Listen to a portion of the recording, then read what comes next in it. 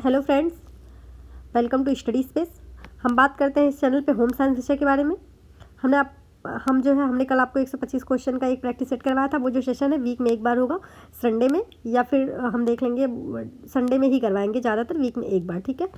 और ये हम छोटे छोटे सेशन उठाएंगे, चैप्टर वाइज भी पढ़ेंगे। 15-15, 20-20 क्वेश्चन की छोटी सी एक प्रैक्टिस सेट उठाएंगे और उसकी डिटेल व्याख्यात्मक रूप से चर्चा करेंगे, ठीक है। चलिए फिर स्टार्ट कर लेते हैं। आज का जो हमारा टॉपिक है ये है बाल विकास। बाल विकास में हम देख लेते हैं जो फर्स्ट वन हमारा क्वेश्चन है उसको। चलिए फिर स्टार्ट कर लेते हैं, ठीक है। क्वेश्चन नंबर फर्स्ट, वृद्धि एवं विकास का सिद्धांत निम्नलिखित में से कौन सा है? वृद्धि और विकास का निम्नलिखित में से कौन सा सिद्धांत है? एकीकरण और निरंतरता का सिद्धांत, सामान्य से विशिष्ट प्रतिक्रियाओं का सिद्धांत, वैयक्तिक भिन्नता एवं परस्पर संबंध का सिद्धांत, उपर्युक्त सभी। देखिए, विकास का जो तात्पर्य है वो अंगों को, हमारे जो अंग हैं, अंगों को बेहतर और संबंधित कार्य के संरचना में वृद्धि से है, ठीक है। इसमें सीखने और परिपक्वता का की जो प्रक्रिया के दौरान एक व्यक्ति के सभी गुणात्मक परिवर्तन, एक व्यक्ति के सभी गुणात्मक जितने भी एक व्यक्ति में जितने भी गुणात्मक परिवर्तन है वो सभी शामिल किया गया है, ठीक है। यह विभिन्न आयामों में एक व्यक्ति के समग्र परिवर्तन, जैसे शारीरिक, मानसिक, व्यक्ति का समग्र परिवर्तन जैसे शारीरिक, मानसिक, सामाजिक, भावनात्मक, इस तरह के अन्य संदर्भित करता है। यह एक व्यापक और निरंतर चलने वाली प्रक्रिया है, ठीक है। इसके जो कुछ सिद्धांत हैं, इसके कुछ सिद्धांत दिए हुए हैं। जैसे पहला क्या है, बहुत सारे इसमें सिद्धांत दिए, हम कुछ सिद्धांतों पर चर्चा कर लेते हैं। पहला है निरंतरता का सिद्धांत। यह क्या करता है? यह सिद्धांत परिभाषित करता है कि विकास एक जीवन भर चलने वाली प्रक्रिया है, क्योंकि यह परिपक्वता पर नहीं रुकती और अपने अधिकतम विकास तक पहुंचने तक धीरे धीरे जारी रहती है। निरंतरता का जो सिद्धांत है धीरे धीरे चलती रहती है, जीवन प्रयत्न चलती रहती है, ठीक है। दूसरा सिद्धांत है इसमें एकीकरण का सिद्धांत। एकीकरण का सिद्धांत क्या है? एकीकरण के सिद्धांत में कुछ विशिष्ट प्रक्रियाओं को समग्र रूप से विकसित करने के बाद प्रक्रिया के संयोजित किया जाता है। कुछ विशिष्ट प्रक्रियाएं हैं जो उसे समग्र रूप से जब हम संयोजित करते हैं उसके बाद जो कुछ विशिष्ट प्रक्रिया समग्र रूप से विकसित हो जाती है, उसके बाद कुछ प्रक्रियाएं धीरे धीरे संयोजित होती रहती हैं। यह पूरे और उसके हिस्सों के साथ साथ विशिष्ट और सामान्य प्रक्रियाओं का एकीकरण है, जो एक बच्चे को उसकी वृद्धि और विकास के विभिन्न आयामों में संतोषजनक रूप से विकसित करता है, ठीक है। अगला सिद्धांत कौन सा? वैयक्तिक भिन्नता का सिद्धांत। इसमें क्या होता है? प्रत्येक बालक अपनी अनोखी गति से बढ़ता है। हर कोई अलग अलग, वैयक्तिक भिन्नता का सिद्धांत हर कोई अलग अलग होता है ना, और जो क्योंकि बालक में उसके विकास और प्रगति के संबंध में विस्तृत व्यक्तिगत भिन्नताएं मौजूद होती हैं। यह एक व्यक्ति को दूसरे व्यक्ति से अलग करती हैं, इसीलिए अलगाव के सिद्धांत का अनुसरण करता है, ठीक। जो वैयक्तिक भिन्नता का सिद्धांत बताया गया इसलिए बताया गया। जो अगला हमारा सिद्धांत पे बात की गई है वो है सामान्य से विशिष्ट प्रक्रियाओं तक का विकास होता है। इसमें क्या होता है? विशिष्ट बनने से पहले बच्चे की प्रतिक्रिया सामान्य प्रकार की होती है। हर बच्चे की सामान्य गतिविधि विशिष्ट गतिविधि से पहले होती है। बच्चा अपने हाथों को पहले बेतरतीब ढंग से हिलाता है, मतलब उसकी उंगलियां, उसके हाथ उसके कंट्रोल में नहीं रहते हैं, वो बेतरतीब ढंग से हिलते हैं। फिर अपनी उंगलियों को विशेष रूप से उपयोग करना सीखता है, पेन चलाना सीखता है, हाथ नियंत्रित करना सीखता है, अपने हाथ की हरकतों को अपने नियंत्रण में करना सीखता है ना। इसे कहते हैं सामान्य से विशिष्ट प्रक्रिया का सिद्धांत। पर अगला सिद्धांत जो है वो परस्पर संबंध का सिद्धांत है। ये क्या है? वृद्धि और विभिन्न आयामों में विकसित सामाजिक, मानसिक, शारीरिक, भावनात्मक आदि एक दूसरे से जुड़े हुए हैं और एक दूसरे पर निर्भर हैं। किसी एक आयाम में वृद्धि और विकास दूसरे आयामों में भी बच्चे की वृद्धि और विकास को प्रभावित करता है। एक आयाम में जो वृद्धि और विकास किया गया है वो किसी दूसरे आयाम में भी वृद्धि और विकास को प्रभावित करता है। तो इसका जो राइट ऑप्शन है वो है ऑप्शन नंबर डी, उपर्युक्त सभी। एकीकरण और निरंतरता का सिद्धांत, सामान्य से विशिष्ट प्रक्रियाओं का सिद्धांत, वैयक्तिक भिन्नता का सिद्धांत। इसके साथ साथ हमने आपसे निरंतरता के सिद्धांत पर भी बात कर ली है, परस्पर संबंध के सिद्धांत पर भी बात करी है, ठीक है। इसका right option option number D, उपर्युक्त सभी। नेक्स्ट क्वेश्चन, बाल विवाह प्रतिषेध अधिनियम 2006 बाल विवाह को प्रतिबंधित करता है। इस अधिनियम के अंतर्गत ... लड़कियों की शादी के आयु कानूनी आयु है। इस अधिनियम के अंतर्गत लड़कियों की जो शादी की उम्र बताई गई थी वो कितना बताई गई थी? देखिए, जो बाल विवाह प्रतिषेध अधिनियम था 2006 में सामाजिक सुधार समूह और व्यक्तियों द्वारा निरंतर दबाव का परिणाम था। सभी लोगों द्वारा निरंतर दबाव का ये परिणाम था, ठीक है। जो दृढ़ता से महसूस करते हैं कि बाल विकास नकारात्मक प्रभाव था। बहुत लोग ये महसूस करने लगे थे कि जो बाल विवाह है वो एक नकारात्मक प्रभाव, इससे एक नकारात्मक प्रभाव पड़ता है। इसमें क्या दिया था, इस अधिनियम में जब तक कि संदर्भ की अन्यथा अपेक्षित ना हो, इसमें कहा गया था कि एक व्यक्ति को एक बच्चे के रूप में तब संदर्भित किया जाता है जब यदि वह एक पुरुष है और उसने 21 वर्ष की आयु पूरी नहीं की है। यदि एक महिला है, उसने 18 वर्ष की आयु पूरी नहीं की है। जो एक लड़का है वो 21 वर्ष की आयु का होना चाहिए, जो एक लड़की है वो एक 18 वर्ष की आयु की होनी चाहिए। जब उसे कहा जाएगा कि वो बच्चा नहीं है, उसकी शादी की जा सकती है। बाल विवाह का अर्थ क्या था, एक ऐसा विवाह जिसमें अनुबंध करने वाले पक्ष में कोई एक बच्चा है। बाल विवाह क्या था, जिसमें जो शादी हो रही है उसमें एक बच्ची की शादी, छोटी बच्ची की शादी कर दी जा रही है। विवाह का संबंध में संविदा पक्ष का अर्थ उन पक्षों में कोई भी है जिनका विवाह इस तरह से हो रहा होने वाला है। इसमें ये कहा गया था कि लड़का हो चाहे लड़की, जिसका इस तरह से विवाह हो रहा है या होने वाला है। उसमें क्या था, बाल विवाह प्रतिषेध अधिनियम की धारा 16 में उपधारा 1 के तहत नियुक्त बाल विवाह प्रतिषेध अधिनियम शामिल किया गया था। ठीक है, अधिकारी शामिल किया गया था।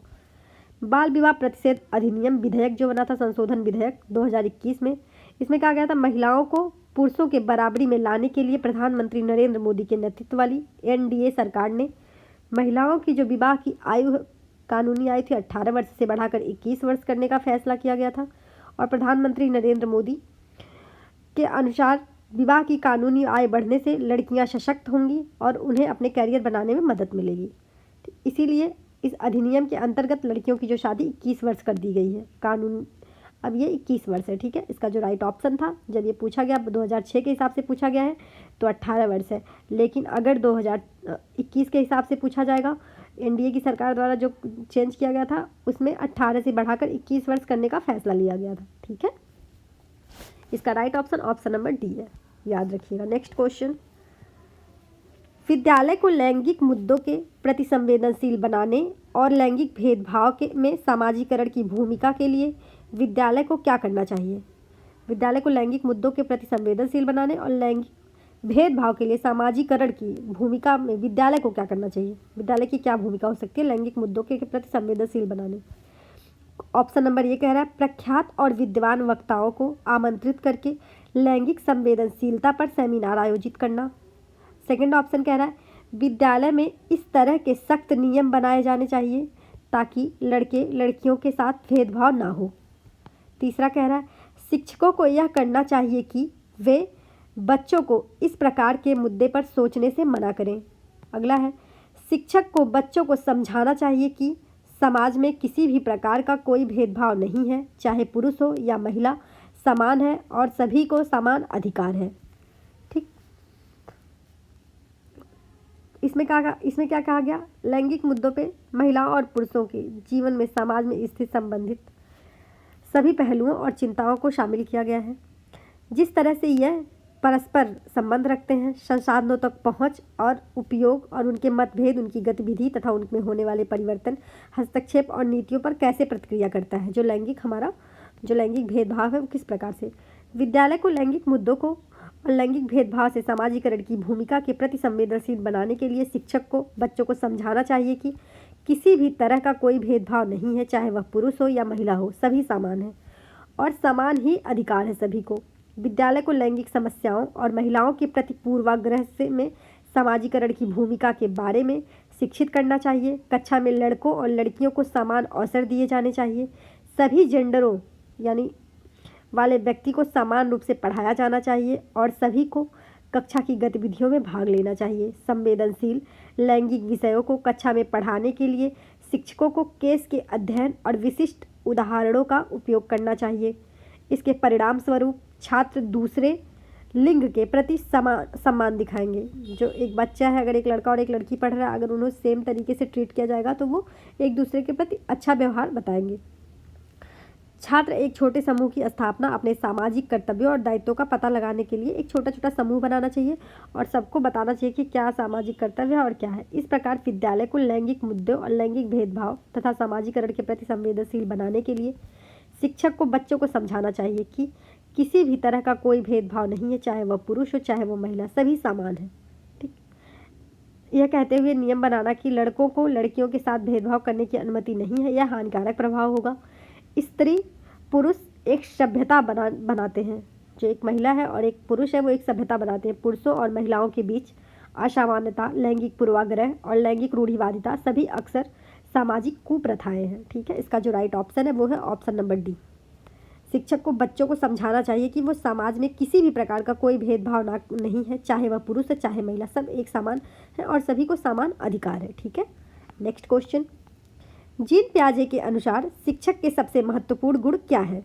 अनियमितता और निरंकुशता का गुण, अधिकारिता और कठोरता का गुण, प्रभुत्व और निर्देश, लचीलापन और गतिशीलता। जीन पियाजे ने शिक्षक के सबसे महत्वपूर्ण गुण क्या बताए हैं? जीन पियाजे एक स्विस मनोवैज्ञानिक हैं, ठीक है, जिन्होंने 1936 में 1936 में संज्ञानात्मक विकास के अपने सिद्धांत का 1936 में संज्ञानात्मक विकास के सिद्धांत का प्रस्ताव रखा था। जीन पियाजे ने विभिन्न आयु वर्ग के बच्चों को संज्ञानात्मक विकास का एक व्यवस्थित अध्ययन किया और उन्होंने इसे विभिन्न विकास की अवस्थाओं में वर्गीकृत किया था। इन्होंने एक रिसर्च किया 1936 में संज्ञानात्मक विकास पर। उन्होंने विभिन्न बहुत सारे आयु वर्ग के बच्चों पर रिसर्च किया था और अलग अलग अपने बहुत सारे गुण बताए थे। छात्रों को उचित अधिगम के अनुभव तथा सामग्री प्रदान करना जो उन्हें अधिक गहन रूप से सोचने के लिए प्रोत्साहित करते हैं। एक शिक्षक को लचीला होना चाहिए क्योंकि उन्हें विभिन्न प्रकार की छात्र क्षमताओं, आवश्यकताओं और रुचियों के अनुसार प्रतिक्रिया देने में सक्षम बनाता है। एक शिक्षक को कक्षा में गतिशील, चारों ओर घूमना होना चाहिए क्योंकि यह जुड़ाव को बढ़ावा देने और बढ़ावा रखने में मदद करता है। एक शिक्षक को एक सुविधादाता के रूप में कार्य करना चाहिए और बच्चों की शैक्षिक तैयारियों का आकलन करना चाहिए और यह सुनिश्चित करना चाहिए कि वह एक ऐसी व्यवस्था है जो उनकी आवश्यकताओं को पूरा करती है। ठीक है, हम क्या कह सकते हैं, जो जीन पियाजे थे उन्होंने छात्र केंद्रित शिक्षा की अवधारणा को प्रभावित किया। जीन पियाजे का जो सिद्धांत था वो छात्र केंद्रित शिक्षा की अवधारणा से प्रभावित था। ठीक है, शिक्षक को प्रभावशाली, निरंकुश, कठोर तथा आधिकारिक नहीं होना चाहिए। उन्होंने क्या कहा था, ये लचीलापन और गतिशील होना चाहिए। शिक्षक नहीं, शिक्षार्थी केंद्रित शिक्षा की बात करते थे। ठीक है, इसका राइट ऑप्शन नंबर डी है। Next question. वृद्धि और विकास किसका संयुक्त उत्पाद है? परिपक्वता और अधिगम का, आनुवांशिकता और वातावरण का, पर्यावरण और पोषण का, आनुवांशिकता और जीन का। जो हमारी बुद्धि और विकास है ये किसका संयुक्त उत्पाद है? जो हमारी बुद्धि और विकास है ये आनुवांशिकता और वातावरण का संयुक्त उत्पाद है। ठीक है, इसका जो राइट ऑप्शन है ऑप्शन नंबर बी है। वृद्धि और विकास मानव जीवन का आधार है। ठीक, वृद्धि विकासात्मक प्रक्रिया का एक भाग है क्योंकि इसके मात्रात्मक पहलू में विकास को वृद्धि के रूप में संदर्भित किया जाता है। विकास गुणात्मक परिवर्तन को संदर्भित करता है जिसके परिणाम स्वरूप अंगों के बेहतर और संवर्धित कार्य के लिए संरचना में वृद्धि होती है। वृद्धि क्या करती है? विकास गुणात्मक है, वृद्धि मात्रात्मक परिवर्तन है। ठीक है, इसको संदर्भित करती है जिसके परिणाम स्वरूप बच्चे की ऊंचाई, वजन, लंबाई और वृद्धि होती है। जो विकास है वो गुणात्मक होता है। ठीक है, इसमें क्या होता है, बच्चों का जो परिणाम स्वरूप अंगों के बेहतर संबंधित कार्य की संरचना करने के लिए वृद्धि होती है। लेकिन जो वृद्धि है वो मात्रात्मक परिवर्तन है।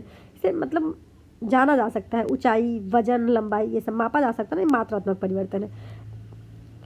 मानव वृद्धि और विकास आनुवांशिकता और वातावरण दोनों से प्रभावित होता है क्योंकि वे तत्व किसी व्यक्ति के बुद्धि और विकास निर्धारित करने की भूमिका निभाते हैं। जो हमारा आनुवांशिकता और वातावरण है ये दोनों का संयुक्त उत्पाद होता है क्योंकि दोनों हमारे विकास और बुद्धि में अपने महत्वपूर्ण कर्तव्य निभाते हैं। सभी मानसिक और सामाजिक लक्षण पर्यावरण पर निर्भर करते हैं। सभी जन्मजात लक्षण, प्रवृत्ति और बुद्धि लब्धि आनुवांशिकता पर निर्भर करती है। जो मानसिक और सामाजिक लक्षण होते हैं वो पर्यावरण पे, और जो जन्मजात लक्षण होते हैं, बुद्धि होती है हमारी, बुद्धि लब्धि हमारी प्रवृत्ति होती है, वो आनुवांशिकता पर निर्भर करती है। विकास और बुद्धि के लिए सभी संभावित इनपुट आनुवांशिकता पर निर्भर करते हैं। दोनों व्यक्ति के जीवन को आकार देने में एक दूसरे के पूरक हैं। किसी व्यक्ति का विकास कैसे होगा यह वातावरण पर निर्भर करता है, लेकिन किसी व्यक्ति कितनी दूर तक विकसित हो सकता है यह आनुवांशिकता पर निर्भर करता है। व्यक्ति का कितनी दूर तक विकास होता है यह आनुवांशिकता पर निर्भर करता है। ठीक है, आनुवांशिकता बुद्धि लब्धि पर सीमित होती है और पर्यावरण इन सीमाओं के भीतर बुद्धि लब्धि की संख्यात्मक स्थिति निर्धारित करता है।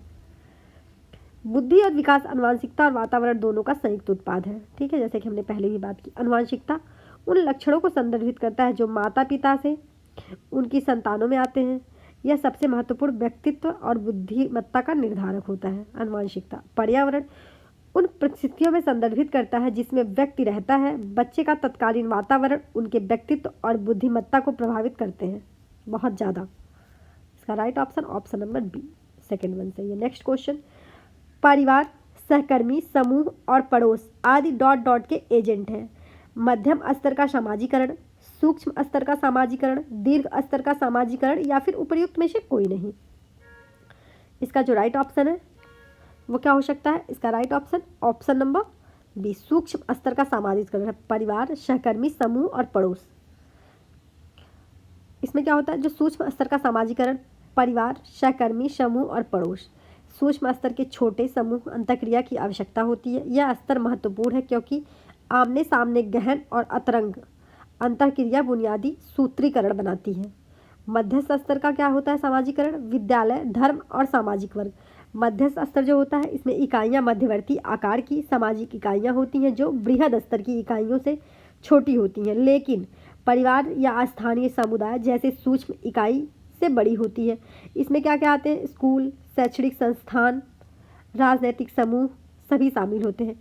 ये संगठन और संस्थान वैश्विक इकाइयों के जितने बड़े नहीं हो सकते, लेकिन दैनिक जीवन में आने वाले व्यक्तिगत अनुभव से परे हैं।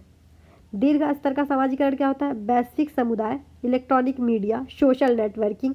यह सामाजिक स्थिरता और परिवर्तन जैसे बड़े पैमाने की सामाजिक प्रक्रियाओं को देखता है। चारों की हमने बात कर ली, मध्यस्थ स्तर की, सूक्ष्म स्तर की और दीर्घ स्तर की। तो इसका जो राइट ऑप्शन है वो है ऑप्शन नंबर बी, सूक्ष्म स्तर की बात करते हैं। परिवार, सहकर्मी, समूह और पड़ोस। जो दीर्घ स्तर की बात करते हैं वो क्या होते हैं?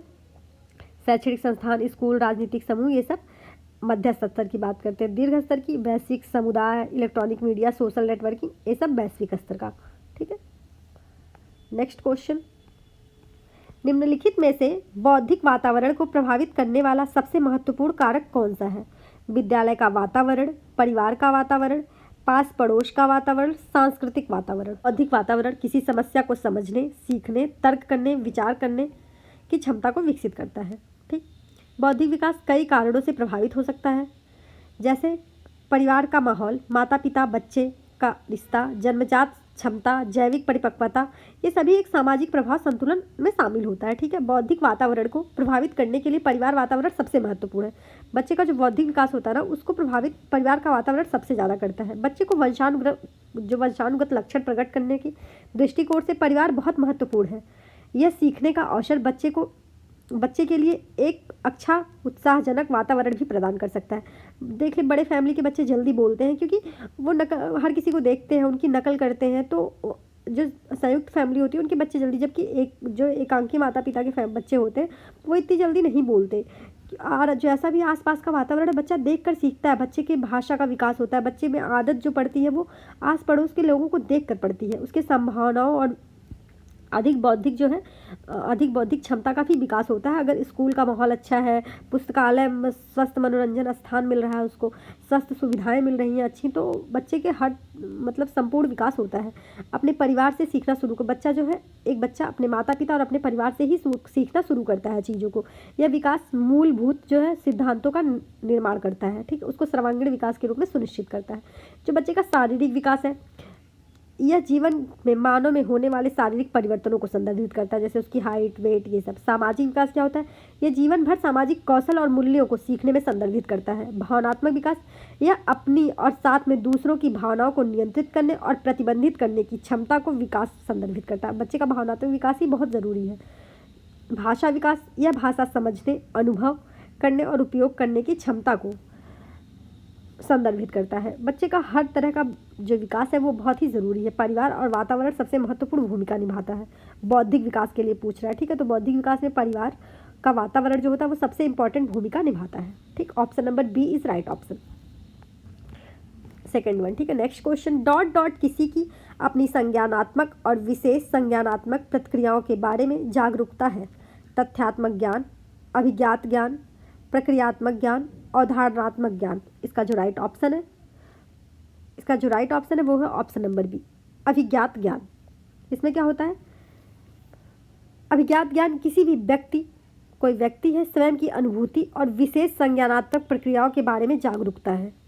उसके संज्ञानात्मक और उसकी अनुभूति के बारे में जागरूकता है। यह प्रासंगिक या सशर्त ज्ञान और स्वयं के ज्ञान को शामिल करने के लिए समस्याओं, संज्ञानात्मक कार्यों को हल करने के बारे में जानने में रणनीति और चिंतनशील ज्ञान है। तथ्यात्मक ज्ञान का होता है वह ज्ञान है जो विशिष्ट विषयों के लिए आधारभूत या परिणाम, आवश्यक तथ्यों, शब्दावली, विवरण या तत्वों को संदर्भित करता है, जो छात्रों को एक विषय को समझने या उसमें एक समस्या को हल करने के लिए जानना या उससे परिचित होना आवश्यक है। उदाहरण, ऑक्सीजन का प्रतिनिधित्व O2 द्वारा किया जाता है। अवधारणात्मक ज्ञान वर्गीकरणों, सिद्धांतों, सामान्यीकरण सिद्धांतों, मॉडल, एक विशेष अनुशासनात्मक क्षेत्र में प्रासंगिक जो है संरचनाओं का ज्ञान, गुरुत्वाकर्षण की अवधारणा इसका एग्जाम्पल हो सकता है। अवधारणात्मक जो ज्ञान है, ठीक है।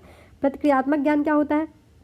किसी सूचना या ज्ञान को संदर्भित करता है जो छात्रों को एक अनुशासन, विषय और अध्ययन के क्षेत्र के लिए कुछ विशिष्ट कार्य करने की सहायता करता है।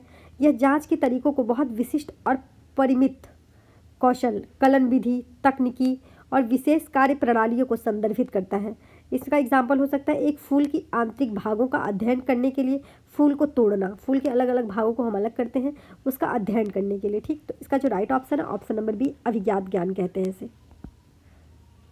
संज्ञानात्मक और विशेष संज्ञानात्मक प्रक्रियाओं के बारे में जागरूकता को अभिज्ञात ज्ञान कहते हैं। किसी सूक्ष्म बारीक से बारीक चीज़ का अध्ययन करना, ठीक है। नेक्स्ट क्वेश्चन, स्कूल शिक्षा के पेशेवर लोग माता पिता और निम्न सभी तरीकों से उनकी बदलती भूमिकाओं के बारे में मदद कर सकते हैं सिवाय विशेषज्ञता प्रदान करने के, परामर्श प्रदान करने के, शैक्षणिक समर्थन प्रदान करने के, भोजन और दवाएं प्रदान करने के। अनुसंधान से यह सिद्ध हो जाता है कि माता पिता की भागीदारी और छात्र की सफलता के बीच सकारात्मक संबंध होता है। माता पिता कितना भागीदारी कर रहे हैं और बच्चे की सफलता कितनी हो रही है, उसका एक सकारात्मक संबंध होता है। माता पिता और परिवार को अपने बच्चे की शिक्षा में प्रभावी रूप से शामिल करना किसी भी अन्य प्रकार के शिक्षा सुधार की तुलना में कहीं अधिक परिवर्तनकारी होने की क्षमता रखता है। माता पिता की भागीदारी को उसके महत्वपूर्ण भूमिका लक्ष्यों में एक माना जाता है। प्रत्येक विद्यालय में ऐसी भागीदारी को बढ़ावा देना चाहिए जो बच्चों को सामाजिक, भावनात्मक तथा शैक्षणिक विकास को बढ़ावा देने के लिए माता पिता की भागीदारी को बढ़ाए, ठीक है।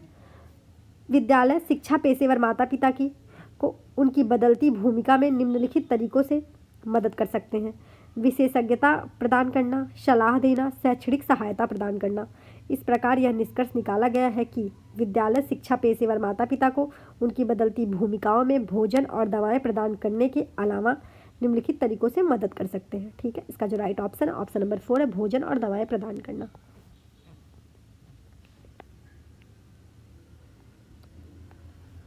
नेक्स्ट क्वेश्चन, बुद्धि और विकास का शीर्षगामी सिद्धांत का अनुसरण करता है। अधोगामी क्रम का यानी नीचे से ऊपर, शीर्षगामी क्रम का ऊपर से नीचे, बाहर से केंद्र की ओर, केंद्र से बाहर की ओर। जो बुद्धि और विकास का शीर्षगामी सिद्धांत है वो क्या कार्य करता है? बुद्धिगामी सिद्धांत जो है ये शीर्ष क्रम यानी ऊपर से नीचे की ओर, सिर से पैर की ओर। दूसरा निकट दूर, शरीर से केंद्र की परिधि की ओर, ठीक है। विकास की जो दर है की गति अलग अलग मामलों में भिन्न भिन्न हो सकती है, लेकिन सभी बच्चों का विकास स्वरूप का जो क्रम है वो लगभग समान होता है। इस प्रकार मानव विकास को कोई सिद्धांत बाल विकास 2 दिशाओं में होता है, सिर से पैर की ओर और दूसरा निकट से मतलब शरीर से केंद्र परिधि की ओर। मस्तकोधोमुखी कहते हैं इसे प्रवृत्ति। यह प्रदर्शित करता है कि विकास अनुदैर्ध्य दिशा में अर्थात शीर्षगामी क्रम में सिर से पैर की ओर आगे बढ़ता है। यही कारण है कि एक बच्चा चलना शुरू करने से पहले सिर पर अपने क्या करता है, नियंत्रण हासिल करता है। समीपो दूरस्थ नियम क्या होता है? यह केंद्र से बाहर की ओर होता है, शरीर से दूर और शरीर के कुछ हिस्सों को आगे बढ़ाता है।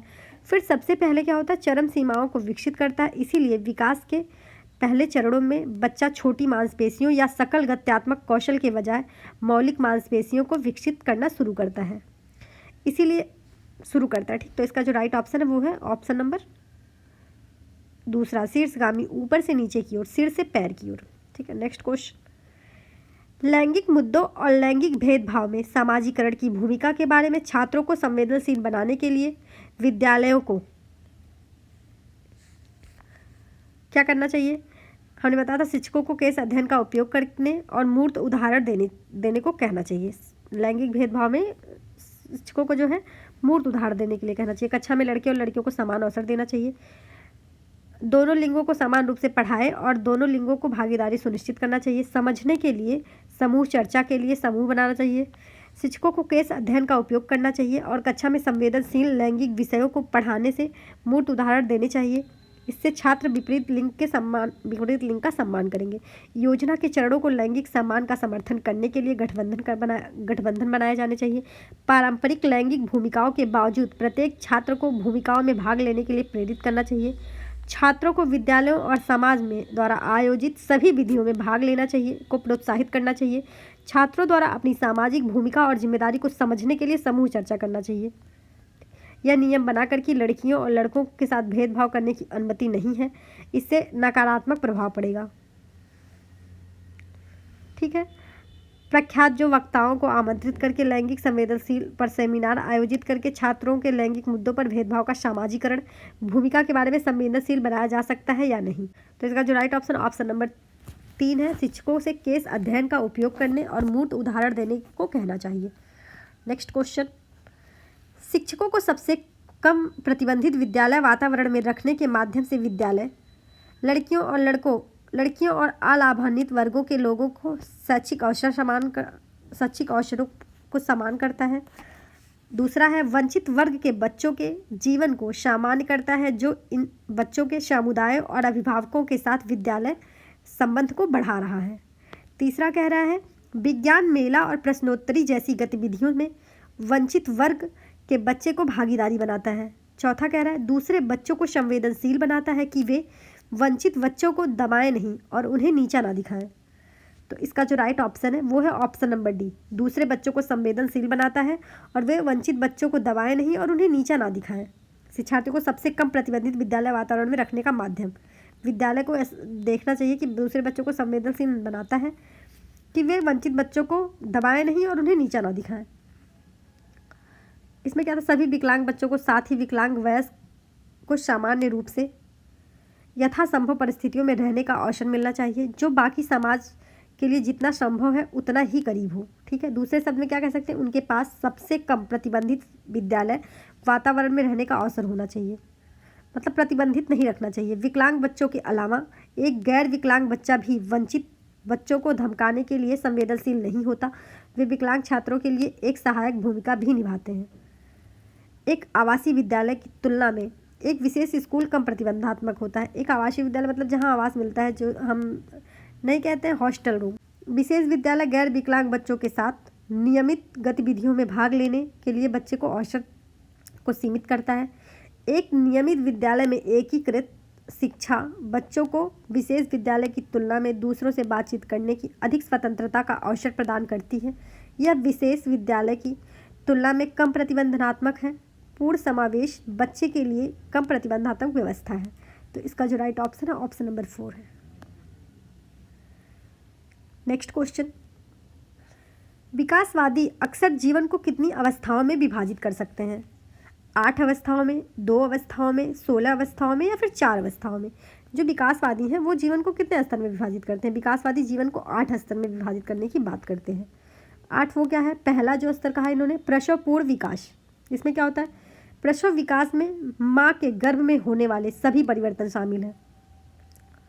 पहला था प्रसव पूर्व विकास। ठीक, प्रसव पूर्व विकास। दूसरे के इसमें क्या था? अवस्था भ्रूणीय अपरिपक्व गर्भस्थ में विभाजित किया जाता है, माँ के गर्भ में होने वाला विकास। दूसरा है शैशवा अवस्था। ठीक है। इसमें क्या है? जीवन के पहले 1.5 या 2 वर्ष तेजी से वृद्धि और विकास को चिन्हित होते हैं।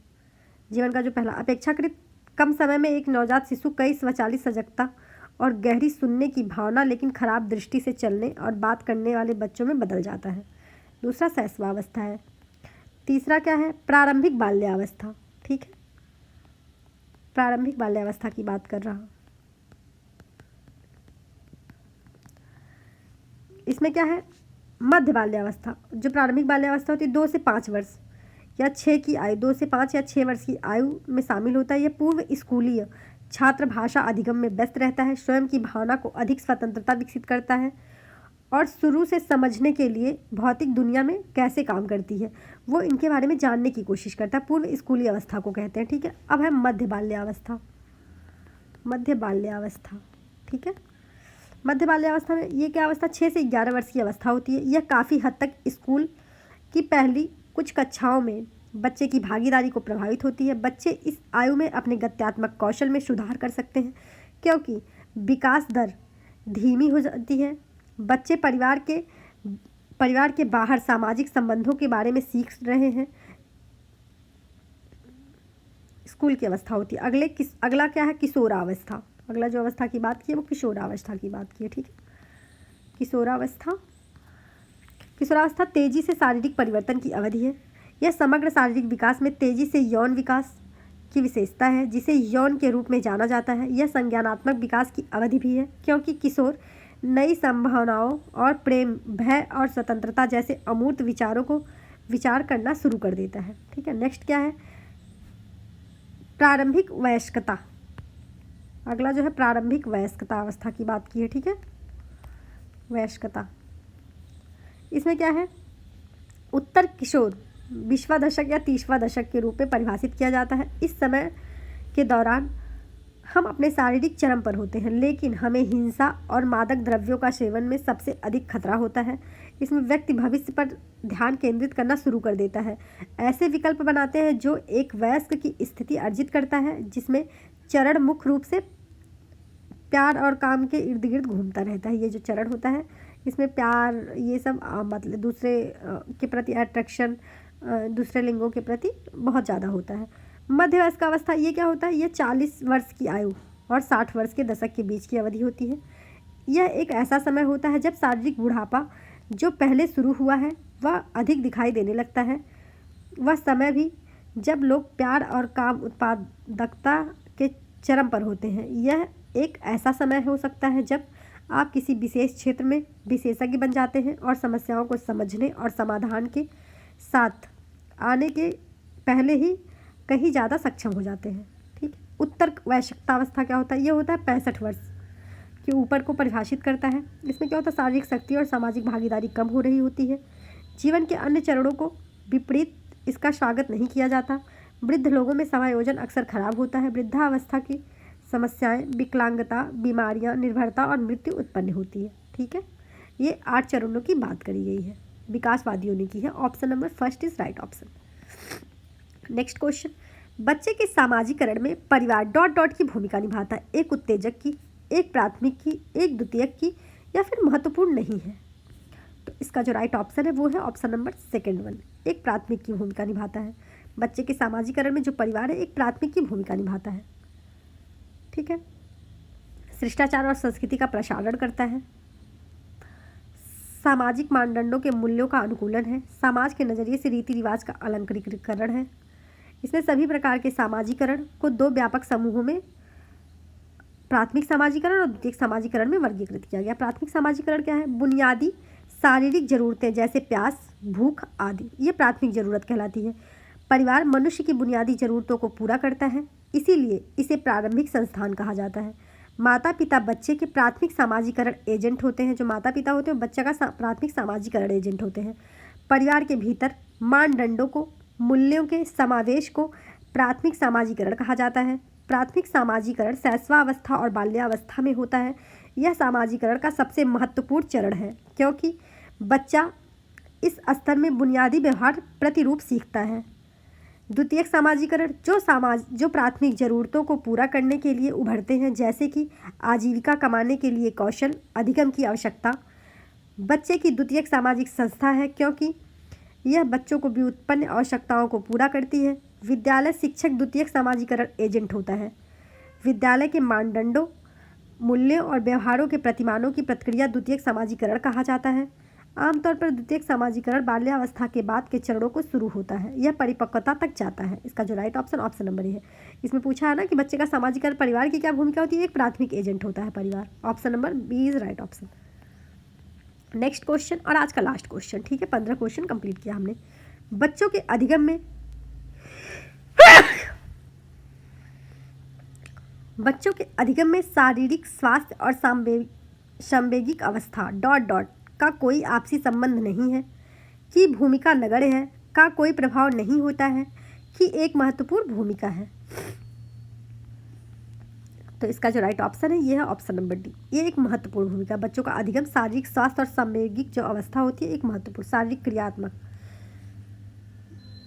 जो अधिगम है वो अनुभव द्वारा उत्पादित व्यवहार और क्षमता किसी भी अपेक्षाकृत अस्थायी परिवर्तन के रूप में परिभाषित किया जा सकता है। अधिगम की समस्याओं का कारण माना जाने वाला कार्बनिक कारकों में अनुवांशिक मानसिक चोट, जैव रासायनिक संतुलन, विषाक्त पदार्थों का सेवन जैसे सीसा, ऑक्सीजन की कमी, संक्रामक रोग, नशा, कुपोषण और जन्मजात दोष शिक्षण को प्रभावी करने वाले कारकों के रूप में विचार करते समय यह उल्लेख किया जा सकता है कि अधिगम की समस्याओं के साथ विशिष्ट शारीरिक कारकों को सहसंबद्ध करने के प्रयास सफल नहीं है। जब तक शरीर शारीरिक रूप से परिपक्व नहीं और तैयार नहीं होता है, तब तक शैक्षणिक शिक्षा नहीं हो सकती। मनोवैज्ञानिक कारक क्या हो सकते हैं? कई मनोवैज्ञानिक कारक जैसे बुद्धि, व्यक्तित्व, दृष्टिकोण, रुचि और योग्यता के बारे में अधिगम काफ़ी प्रभाव पड़ता है, ठीक है। सामाजिक और भावनात्मक, बच्चे के परिवार में अधिगम यह काफ़ी प्रभाव पड़ता है। इसका जो राइट ऑप्शन है वो है ऑप्शन नंबर डी, एक महत्वपूर्ण भूमिका निभाता है। Thank you for watching this video. मिलते हैं नेक्स्ट वीडियो में। आप बताइएगा कि ऐसे क्वेश्चन और करवाए जाए या ना करवाया जाए, ठीक है। आप चैनल को सब्सक्राइब कर लें, बेल आइकन को प्रेस कर लें ताकि नोटिफिकेशन आपको मिले और आप हमसे जुड़ सकें।